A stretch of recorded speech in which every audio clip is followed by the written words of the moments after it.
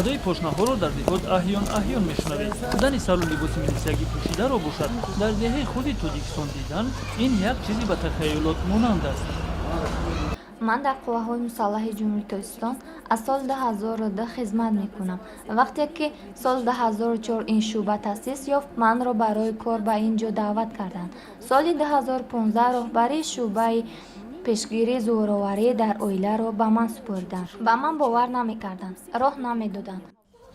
одинамо духтаронро тарғиб мекунад ки хонанд, мактабро хатм карда ба донишгоҳҳо дохил шаванд. волидонро бошад бовар мекунонад ки барвақт ба шавҳар баромадан ба ояндаи духтаронашон таъсири манфӣ мерасонад. ба мисли ман инспекторҳо дар вилояти Суғ 3 нафар зан ҳастем. чанди пеш бо инспектор зани панҷакентӣ суҳбат доштам. маълум шуд ки ӯ корро бас кардааст. дар Хуҷанд низ ин вазифа холӣ шудааст. ҳисоб кунед ки ман танҳо мондам.